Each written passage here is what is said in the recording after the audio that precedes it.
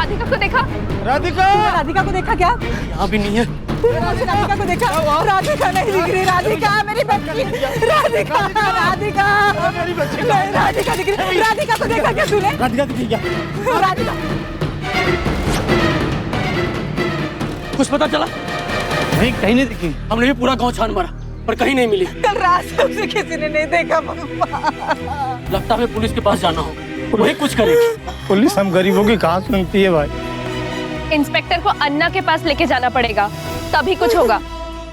सही कह रही, चलो अन्ना के पास चलो।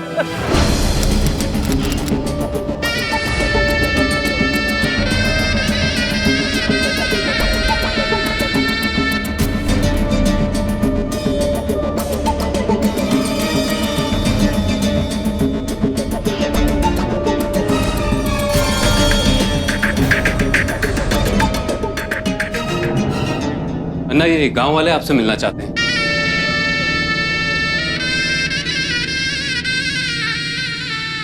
अन्ना, पिछले 1.5 साल में गांव से 3 लड़कियां गायब हुई हैं।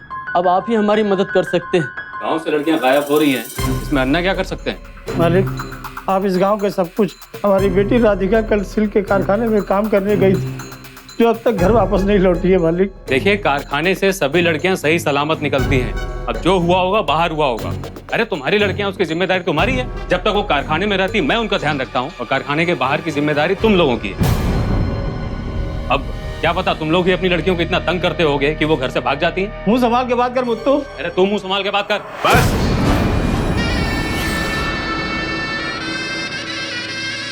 मुझसे क्या चाहते हो तुम लोग? ओ बोलो। मालिक, इससे पहले भी 2 लड़कियां गांव से गायब हुई हैं, लेकिन पुलिस वाले ने अभी तक कुछ नहीं किया। बस जांच कर रहे हैं, ये कहकर टाल देते हैं। इसलिए इस इंस्पेक्टर को आपके पास लेकर आया हूँ। अब हमारी बच्चियों की सुरक्षा आपके हाथ में है मालिक। क्या रे इंस्पेक्टर, क्या बोल रहे हैं लोग? अन्ना, हमने पूरी कोशिश की लेकिन कोई सुराग तो मिले ना। तो किसी ने कुछ देखा है ना, लड़कियों की डेड बॉडी मिली। मैं करूं तो क्या करूं? देख इंस्पेक्टर, मेरे कारखाने में काम करने वाली लड़कियां गायब हो रही है। तेरे लिए यही अच्छा होगा कि तू कुछ कर। हाँ? अन्ना, मैं जल्दी पता लगाता हूं।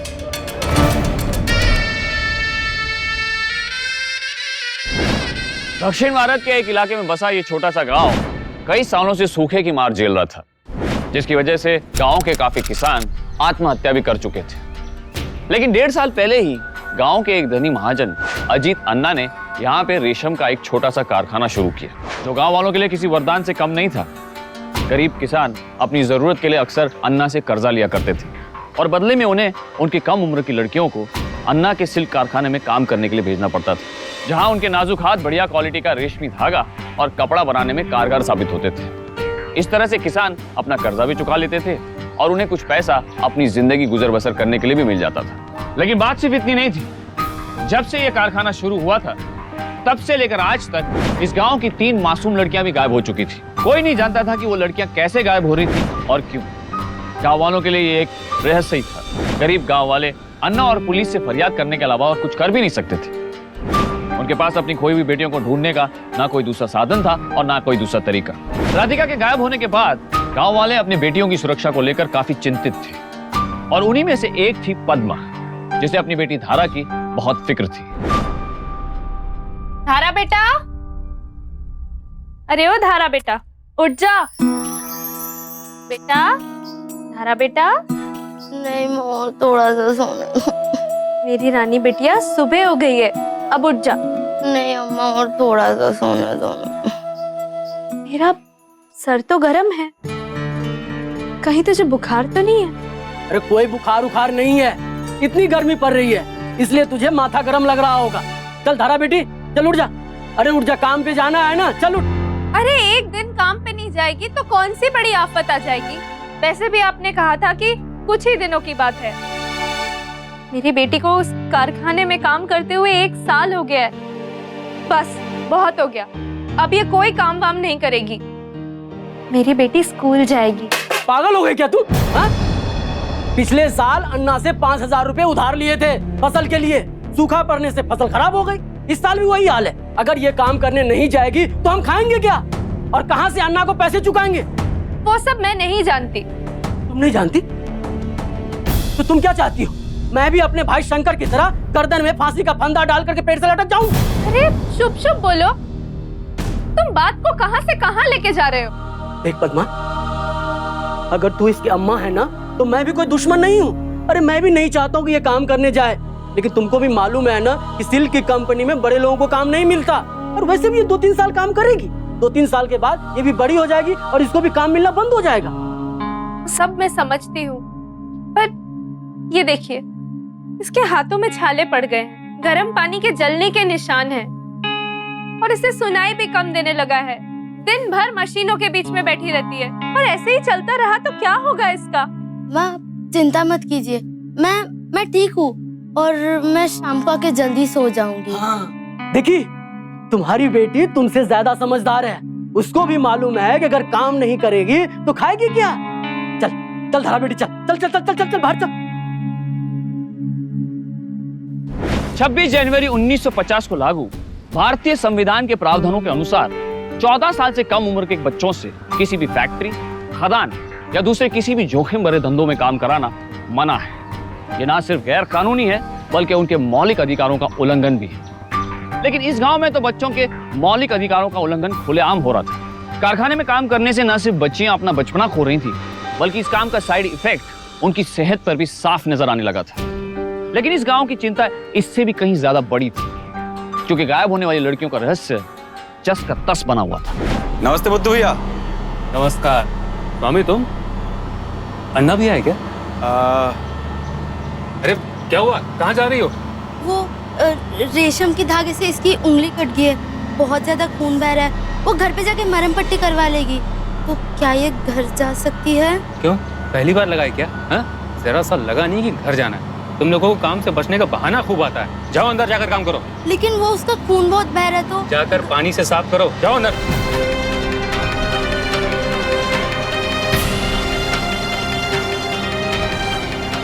अन्ना भी आए क्या? हाँ नहीं भैया, वो अन्ना ने ना इस महीने का हिसाब किताब मंगाया। अरे अब खड़े खड़े मेरा मुंह क्या देख रही हो? जाकर अपना काम करो, और जब तक मैं ना कहूं कोई बाहर जाएगा नहीं, समझे? जाओ यहाँ से अंदर।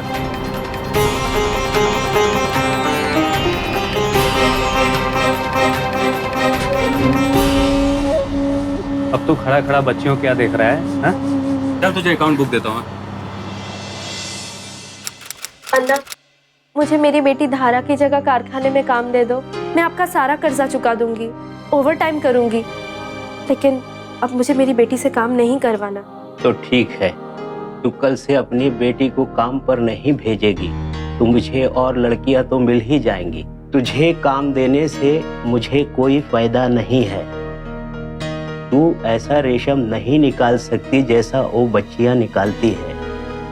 और हाँ, तू अपनी बेटी को काम पर नहीं भेजेगी तो 2 साल के लिए जो पैसा कर्ज में लिया है वो मुझे 6 महीने में वापस चाहिए। अन्ना, कोई तो रास्ता निकालो कि मेरी बेटी को इस काम से छुटकारा मिल जाए।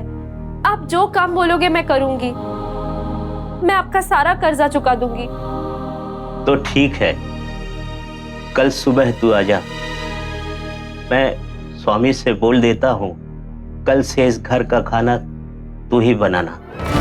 धन्यवाद अन्ना।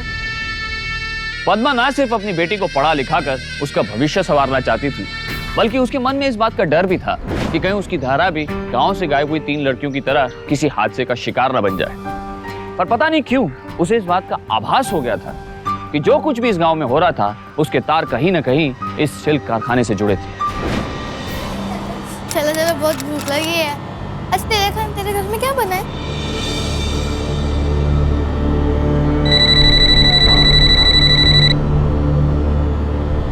तुझे मना किया था ना कि इस वक्त फोन नहीं करना। इस बार मैं माल की डिलीवरी इतनी जल्दी नहीं दे सकता। अरे तू जितना आसान समझता है उतना आसान नहीं है। अगर किसी को जरा भी शक हो गया तो सब कुछ चौपट हो जाएगा। क्या? दुगनी कीमत? ठीक है, मैं कोशिश करता हूँ। और हाँ, अगली बार जल्दी मत करना, ठीक है?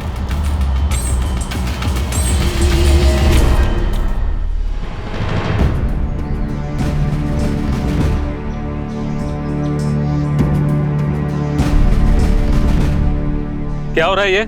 हाँ? अरे खेलना उलना खाना पीना बंद करो और काम पे चलो। नहीं तो आज सबसे ओवर टाइम काम करवाऊंगा, समझे? चलो।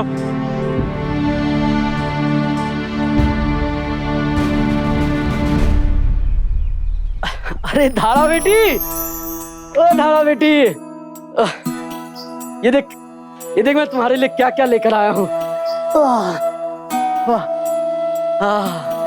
तुम्हारे मनपसंद गर्मा गर्म जलेबी और ये चूड़ियाँ। अरे मम्मा देखो। और ये देख अंगूठी।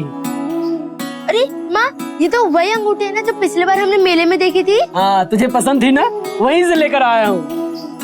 दिखाता जरा। बहुत सुंदर है। मेरी राजकुमारी के हाथों में कितनी सुंदर लगेगी। ला, मैं पहना देती हूँ।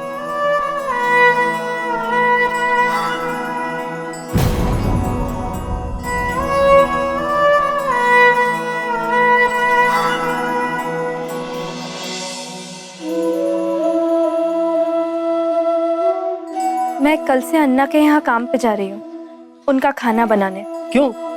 सब कुछ ठीक ठाक तो है? कुछ ठीक नहीं चल रहा है। ये देखो क्या हालत हो गई है बेटी की। मैं इसका भविष्य सुधारना चाहती हूँ। मैं इसे पढ़ाना लिखाना चाहती हूँ ताकि ये अपने पैरों पर खड़ी रह सके, एक अच्छी जिंदगी जी सके।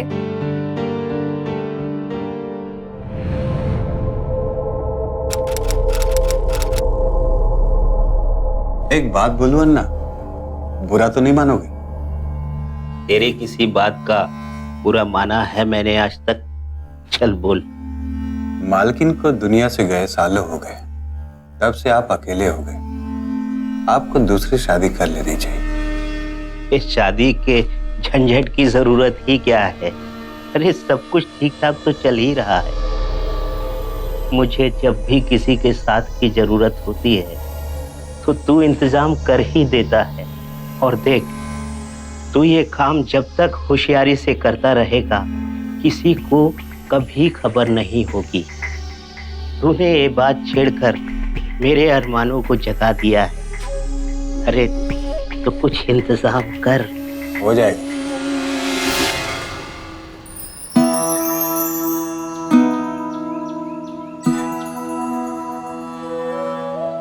अम्मा, मैं तैयार हो गई। अरे तू यहाँ क्यों आ गई? तो क्या हुआ, आज हम लोग यहीं से कारखाना चले जाएंगे। अम्मा, अब कितना काम करोगी? वहाँ घर पे काम करना या मंदिर में आके फूल माला बेचना, और आजकल तो तूने अन्ना के घर में भी काम ले लिया है। अम्मा, तू थक नहीं जाती? मुझे और काम मिलेगा ना तो मैं वो भी करूंगी। मुझे जल्द से जल्द तेरी पढ़ाई शुरू करनी है, और ये सब बंद कर जाके थोड़ा खेल ले। वैसे भी तुझे खेलने का समय नहीं मिलता है। जा ना।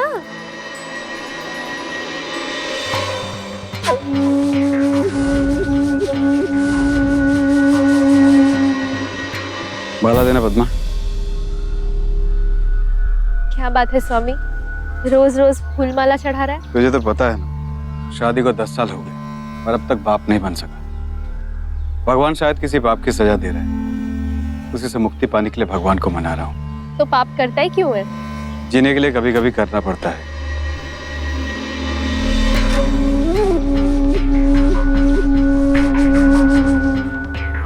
ये तेरी बेटी है ना? हाँ।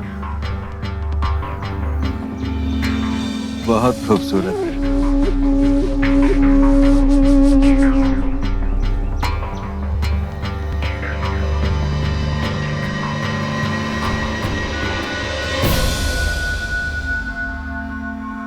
हाँ, कैसा रे मित्तू?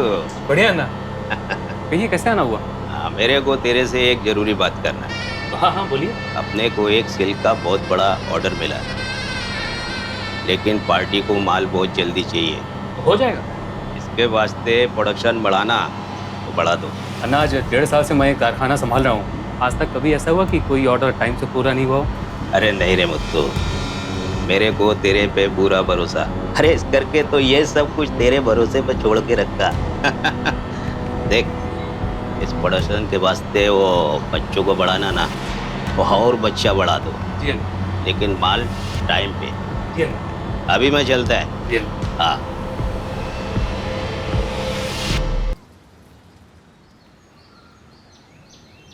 चलो चलो, खाना वाना हो गया ना? हाँ, अब मेरी बात ध्यान से सुनो। कल से सभी को 1 घंटा एक्स्ट्रा काम करना पड़ेगा, समझे? क्या पहले इतना काम करते हैं, ऊपर से और 1 घंटा? अच्छा, तेरी जबान आजकल बहुत चलने लगी है। अरे तेरे बाप ने पैसे लिए थे अन्ना से, चुकाना तो पड़ेगा ही ना? हाँ?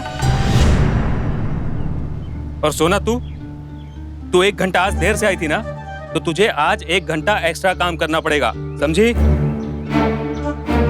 चलो फटाफट खाना खाओ और काम पे लगो। और अगर देर लगाई तो सबसे ओवर टाइम काम करवाऊंगा, समझे? चलो।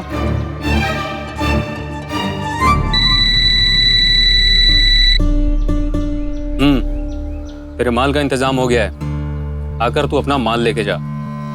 और एक बात ध्यान से सुन, तुझे आते वक्त कोई देखने ना पाए। गांव से गायब हुई लड़कियों का मामला अब एक नया मोड़ लेता जा रहा था। कई ऐसे पहलू सामने आए जिन्हें देखकर ऐसा लग रहा था कि शायद लड़कियों को गांव से गायब करके उन्हें बेचा जा रहा था। ऐसा भी लग रहा था कि कोई अपनी हवस की आग बुझाने के लिए उन्हें अपना शिकार बना रहा था। लेकिन पूरा सच क्या था, ये अभी भी सामने आना बाकी है। ये ले, बटन है, बनाई से। अभी? और नहीं तो कब? लेकिन मैं पूरा खाना बना चुकी हूँ, आपको पहले बोलना चाहिए था। अभी अन्ना को मटन खाने की इच्छा है तो मैं क्या करूं? बनाई से। लेकिन मुझे देर हो जाएगी, मुझे धारा को कारखाने से लेने जाना है। तेरी बेटी पहली बार कारखाने से अकेले घर नहीं लौट रही है, जो तू इस चीज की चिंता कर रही है। मैं बाहर जा रहा हूँ और तू भी इसे बना के चली जा, ठीक है?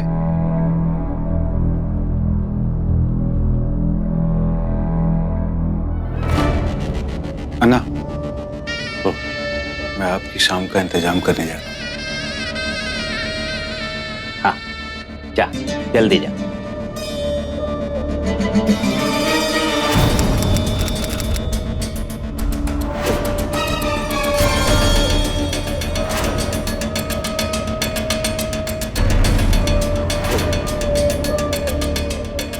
अरे तू कहाँ जा रही है, हैं? तुझे कहा था ना कि 1 घंटा देर तक रुकना।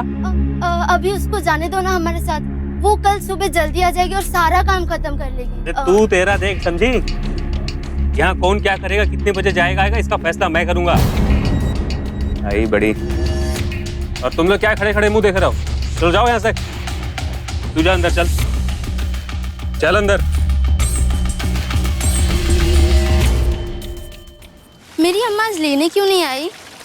जरूर कोई काम में फंस गई होगी। अरे मेरा डिब्बा मैं तो कारखाने में भूल आई। अच्छा तू एक काम कर, तू घर पे जा, मैं सोना के साथ अपना डिब्बा लेके आ जाऊंगी।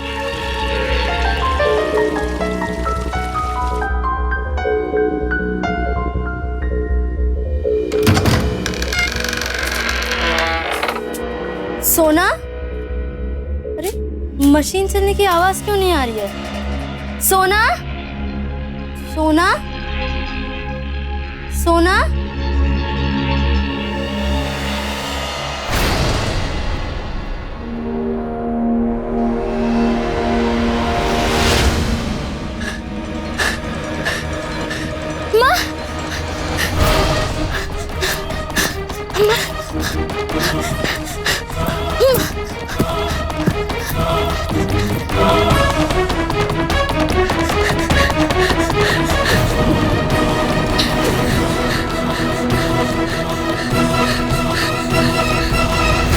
अन्ना, खाना बन चुका है, मैं घर जाती हूँ।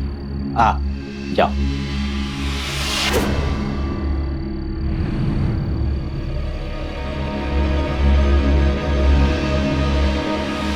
अन्ना, आपका इंतजाम हो चुका है। वो तो तू हमेशा से करता रहा है। इस बार हमने ऐसा नगीना चुना है जिसे देख के आपकी तबीयत खुश हो जाएगी।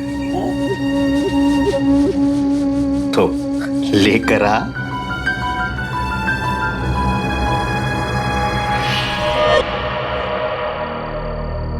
धारा घर आ गई?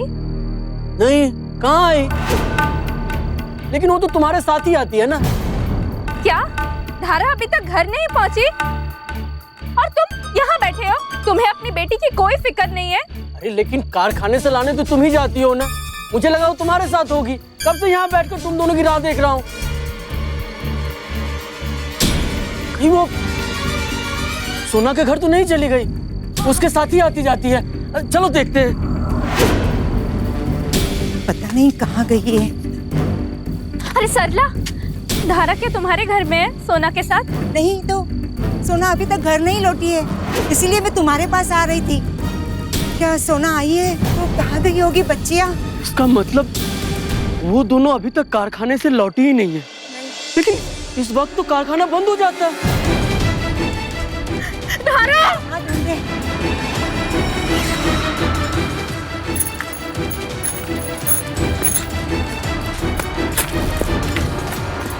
अरे क्या हुआ? सब ऐसे भागते हो क्यों आ रहे हो? सब कुछ ठीक तो है ना? धारा और सोना कहाँ है? मुझे क्या पता कहाँ है। तो किसको पता है? वो दोनों अभी तक घर नहीं पहुंची। क्या घर नहीं पहुंची? लेकिन यहाँ से तो वो कब तक काम करके जा चुकी हैं। हाँ तो गई कहाँ? अरे कहीं वो दोनों भी बाकी लड़कियों की तरह गायब तो नहीं हो गई? ऐसे कैसे बच्चियाँ गायब हो सकती है? नहीं, हमारी बच्चियाँ गायब नहीं हो सकती। कहीं उनको किसी ने... घबराओ मत, मैं अभी पुलिस को फोन करता हूँ। दो लड़कियां इस तरफ जाती थी? अच्छा।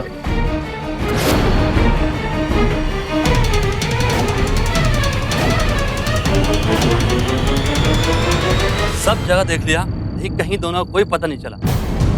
जरूर धारा और सोना को उसी आदमी ने गायब किया है जो गांव की बाकी लड़कियों को भी गायब किया है। ये कौन लोग हैं जो इस गांव की लड़कियों को गायब कर रहे हैं?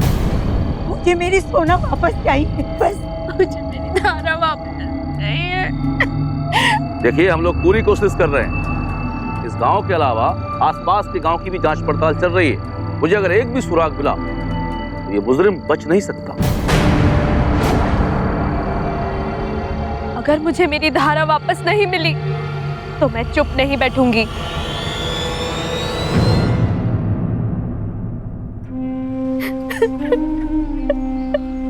ये सब कुछ तुम्हारी वजह से हुआ है। ना तुम उसको कारखाने बेचते, नहीं ये सब होता। अरे मुझे क्या पता था कि उसके साथ ऐसा कुछ हो जाएगा। धारा मिल गई, धारा मिल गई। वहाँ जंगल में शंकर लकड़ी काटने जा रहा था, वहीं पे धारा बेहोश मिली। कहाँ? लेके आ रहा है। अरे ले आओ मेरी बच्ची, क्या हो गया इसको? अरे धारा, ले लो, अरे चलो वहाँ बैठो, लेकर आराम से चलो। अरे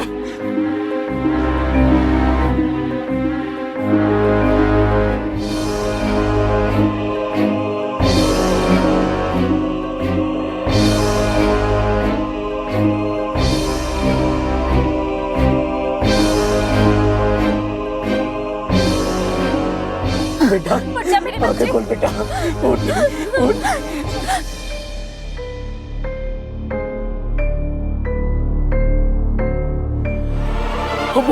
बोलना क्या हुआ तुझे? बोलना। क्या हो गया बेटा? क्या हो गया बेटा? किसने किया तेरे साथ ये सब? बता मुझे। लड़कियों के गायब होने के दर्द से अभी गांव वाले उभरे भी नहीं थे कि गांव की एक और लड़की सोना भी गायब हो गई। सोना का गायब होना और धारा का इतनी बुरी हालत में मिलना, ऐसा लगता था कि ये दोनों बातें कहीं ना कहीं एक दूसरे के साथ जुड़ी हुई हैं। क्या धारा ने सोना के गायब होने का राज जान लिया था, या फिर उसने ऐसा कुछ देख लिया था जिससे सोना और गांव की बाकी लड़कियों के गायब होने के रहस्य से पर्दा उठ सकता था? एक बात तो साफ थी, जिस तरह से धारा डरी हुई थी, उससे ऐसा ही लगता था कि उसने जो कुछ भी देखा है, जो कुछ भी जाना है, वो बहुत ही भयानक और खतरनाक था। और मुत्तू, कैसा है तू? First class. अब आइए बैठिए। कहिए कैसे आना हुआ? मुत्तू, तू तो ऐसे पूछ रहा है जैसे तू जानते नहीं कि मैं यहाँ क्यों आया। रात में अपना माल डिलीवर भी करा दिया और मेरा हिस्सा भी नहीं पहुंचाया। अरे नहीं, आपका हिस्सा तैयार है, मैं अभी आपको देता हूँ।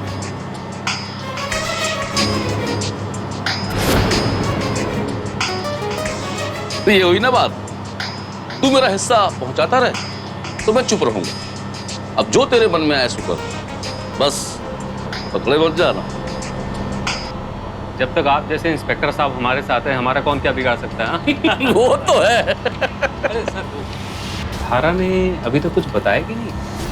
अभी तक तो कुछ नहीं बताया, बहुत डरी हुई है। जब ठीक हो जाएगी सब बता देगी। चलता हूँ।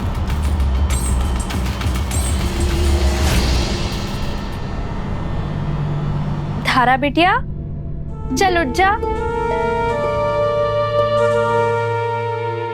चल बेटा, मेरी अच्छी बिटिया, ले खाना खा।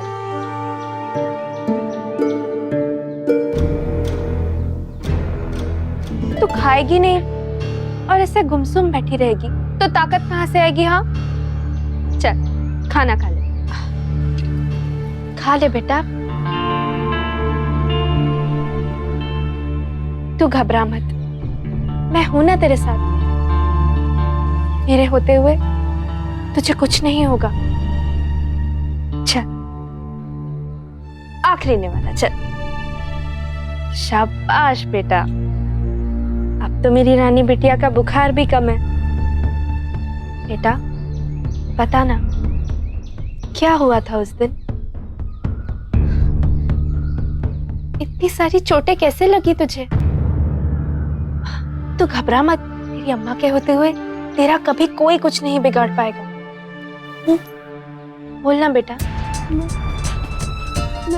हाँ हाँ बेटा,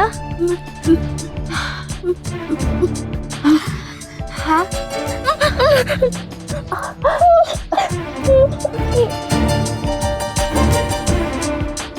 मैं जानती हूँ आज नहीं तो कल तू मुझे जरूर बताएगी कि क्या हुआ था।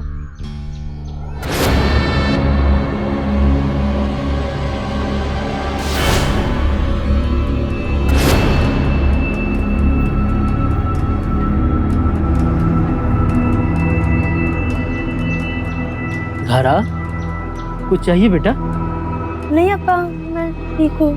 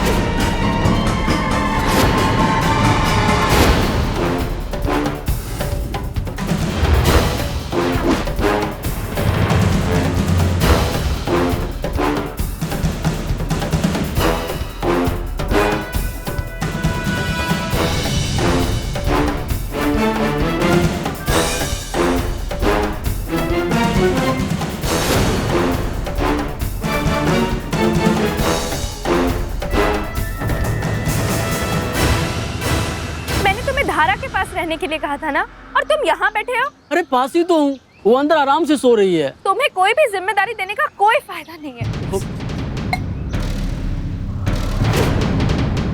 धारा, धारा, अरे धारा, धारा, धारा, धारा, अरे कहाँ है धारा?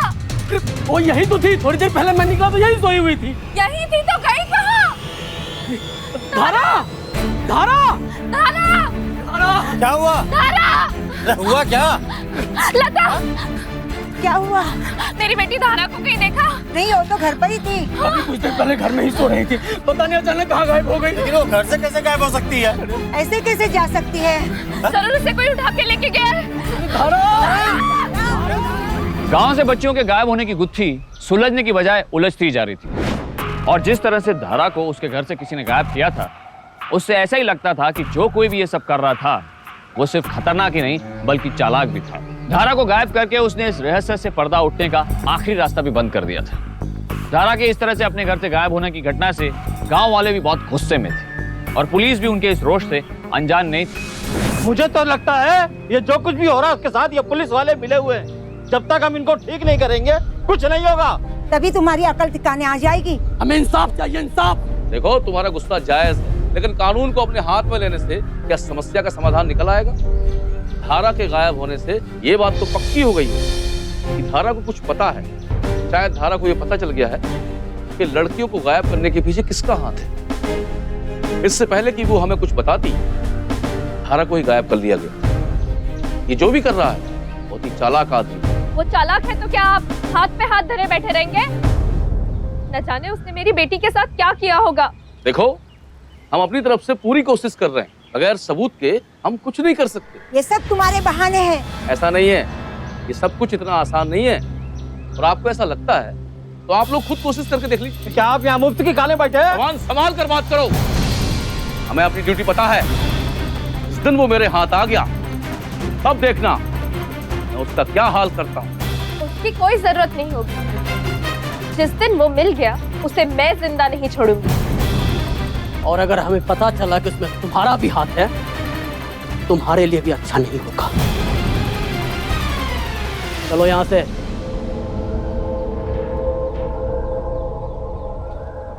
इन गांव वालों का नाराज होना जायज है।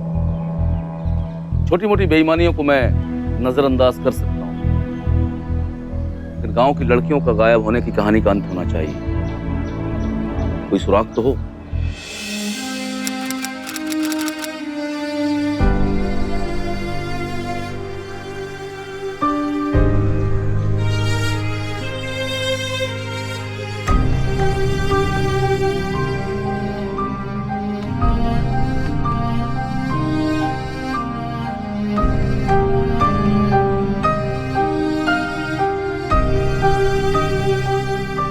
सब कुछ उस कारखाने की वजह से हुआ है। सारे बच्चे जो गायब हुए हैं, सबके सब वही काम करते थे।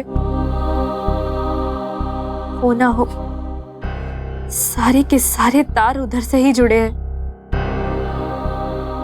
जरूर हमारी धारा ने कुछ देख लिया होगा, इसीलिए उसे रास्ते से हटा दिया गया है ताकि सच सामने ना आ सके। लेकिन मैं सच जान के रहूंगी कि कौन है इन सबके पीछे। लेकिन जो इतने सालों में पुलिस नहीं कर पाई, वो तुम कैसे करोगी? वैसे भी इस गांव में पहले से सब कुछ गलत हो रहा है। तू भी कुछ उल्टा सीधा मत कर बैठना। तो क्या करूं? चुपचाप बैठी रहूं औरों की तरह? पुलिस के कुछ करने का इंतजार करती रहूं जिंदगी भर? नहीं, चाहे कुछ भी हो जाए, मैं सच को सामने लाकर रहूंगी। पद्मा ने फैसला कर लिया था कि वो चुप नहीं बैठेगी। उसकी बेटी के साथ क्या हुआ, किसने किया, वो पता करके रहेगी, जो कि बहुत मुश्किल था। लेकिन उसकी बेटी के साथ जो हुआ, उसने पद्मा को इस मुश्किल से टकराने की हिम्मत दे दी थी। उसे लग रहा था कि उसकी बेटी और गांव की बाकी लड़कियों के गायब होने के तार कहीं ना कहीं सिल्क के कारखाने से जुड़े हुए थे, इसलिए उसने अपनी लड़ाई भी वहीं से शुरू की। पद्मा टूटी जरूर थी, लेकिन हारी नहीं। उसे शक ही नहीं बल्कि पूरा यकीन था कि उसकी बेटी धारा और गांव की बाकी बच्चियों के गुम होने का रहस्य कहीं ना कहीं अन्ना के सिल्क कारखाने से जुड़ा हुआ था।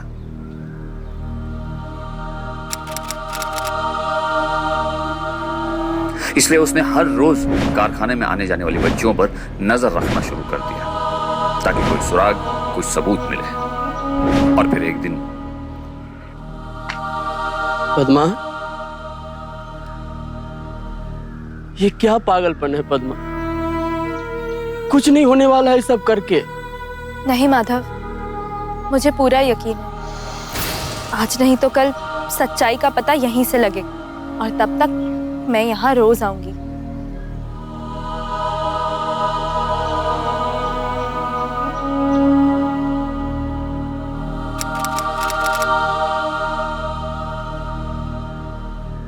आप रोज यहाँ क्यों आती हैं? अपनी धारा के लिए।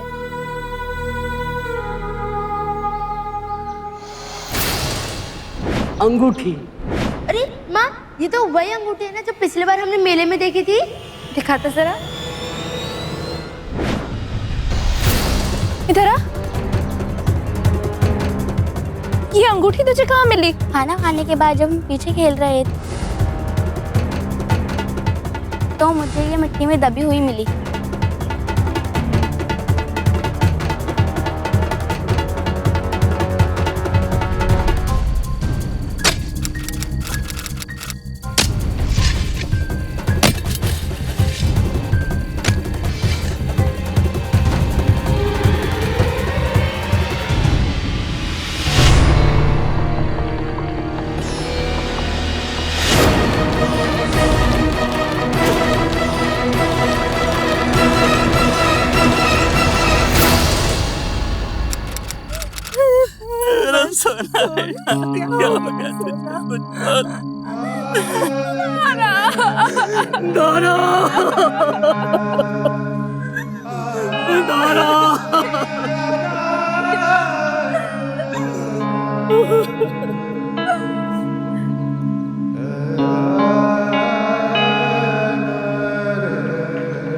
इंस्पेक्टर साहब, गिरफ्तार कर लीजिए इस पुत्तू को।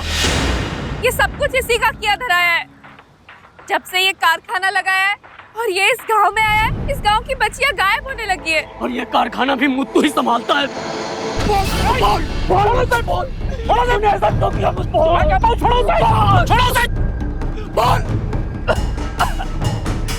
अरे मैंने कुछ नहीं किया।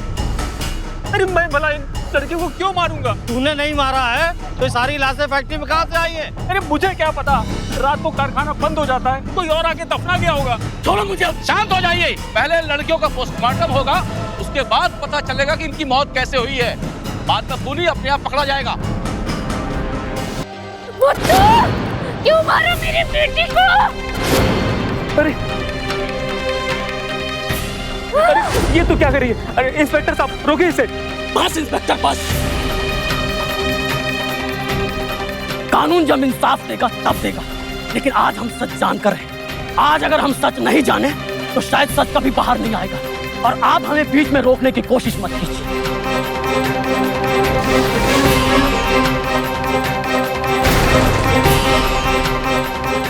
आज तू बच नहीं पाएगा, मुझे अपनी परवाह नहीं है। सच सच बता। बताता हूँ।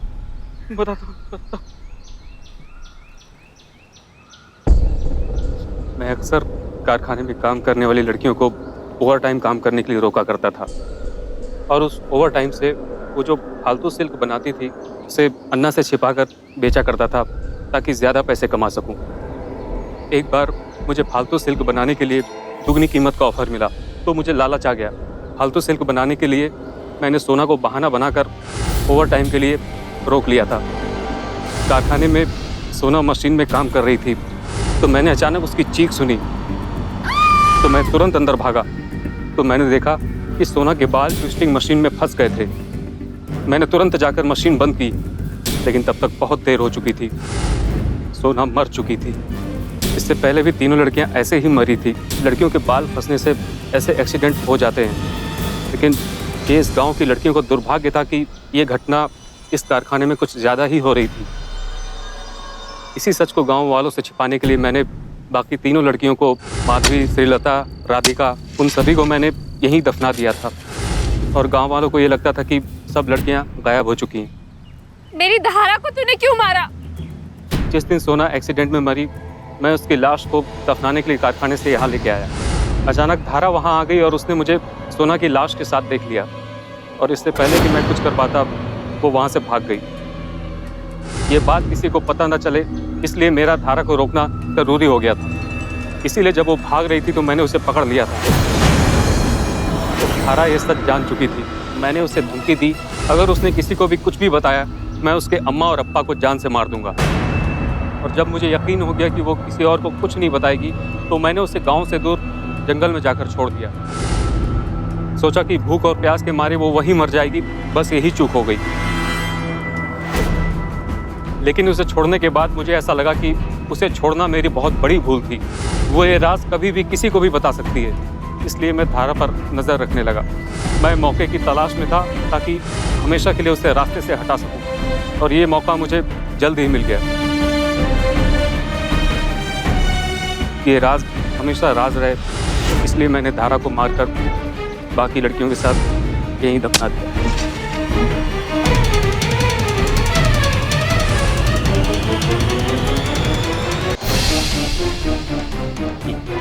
मुत्तू, मुझे लगता था तू कारखाने से सिर्फ चोरी करके सिल्क बेचता है, लेकिन तू तो बहुत बड़ा खिलाड़ी निकला। ये बात जब अन्ना को पता लगेगी तो यकीन नहीं कर पाएगा। अन्ना को सब पता है। मैंने अन्ना को पहले ही बताया था कि अगर कम उम्र की लड़कियां इस फैक्ट्री में काम करेंगी तो ऐसे एक्सीडेंट हो सकते हैं। और जब पहली बार एक लड़की एक्सीडेंट में मरी थी तो मैंने अन्ना से पूछा था कि क्या करना है। अब सोचना क्या है, दफनाते उसे। लेकिन इसके बारे में गांव वालों को पता नहीं होना चाहिए, चाहे कुछ भी हो, वरना कोई भी अपनी लड़की को काम पर नहीं भेजेगा, समझा तू? धारा को मारने के लिए भी अन्ना ने ही मुझे कहा था। क्या मुत्तू तुम पागल है? वो तारा को तुम जिंदा क्यों छोड़ा? वो अगर लोगों के सामने अपना मुंह खोल दिया तो हम दोनों जिंदगी भर जेल का चक्की पीसेंगे। मारते उसे। मैंने जो भी किया अन्ना के कहने पर ही किया। पद्मा की कोशिशों से उसकी बेटी धारा और गांव की दूसरी लड़कियों के गायब होने के राज से पर्दा तो उठ गया, लेकिन जो सच सामने आया उसकी कल्पना किसी ने भी नहीं की थी। अपने सिल्क कारखाने में बच्चों से काम करवाने के लिए अन्ना और मुत्थू इस हद तक नीचे गिर गए कि उन दोनों ने इंसानियत की सारी हदें लांघी। ये सब किया है इंस्पेक्टर। तुम्हारा खेल खत्म अन्ना। सबसे बड़ा गुनहगार तो ये है। इसे मारकर अपने हाथ गंदे क्यों करते हो? ये किए की सजा कानून देगा। गिरफ्तार करो साहब। उनके अपराधों की गंभीरता को देखकर कानून ने भी उनके साथ कोई नरमी नहीं बरती और उन दोनों को उम्र कैद की सजा सुनाई। सिर्फ इतना ही नहीं, धारा और बाकी लड़कियों के साथ जो हुआ उसकी भरपाई के तौर पर कोर्ट ने गांव में बने कारखाने को भी गांव वालों को सौंप दिया, जहां अब बच्चे नहीं बड़े काम करते हैं। बाल मजदूरी न सिर्फ गैर कानूनी है बल्कि किसी भी सभ्य समाज के माथे पर एक कलंक है, और इस कलंक को मिटाना आपकी, हमारी, हम सब की जिम्मेदारी है। अगर आपके आसपास कोई भी बच्चा चाइल्ड लेबर का शिकार हो रहा है तो आप इसके खिलाफ आवाज उठाएं। अगर जरूरत पड़े तो पुलिस और कानून की मदद लें। कहते हैं कि बच्चे किसी भी देश का भविष्य होते हैं। एक उज्जवल भविष्य के लिए अपने बच्चों को एक अच्छा और सुरक्षित वर्तमान देना भी हमारा ही कर्तव्य है, और हम सब अपने इस कर्तव्य को पूरी निष्ठा और ईमानदारी से निभाएंगे। इसी उम्मीद के साथ मैं आपसे इजाजत लेता हूं। कल फिर मिलेंगे एक और बेमिसाल कहानी के साथ। तब तक सावधान रहिए, सुरक्षित रहिए। सावधान इंडिया, 100 दिन 100 फाइट बैक्स। तो सावधान।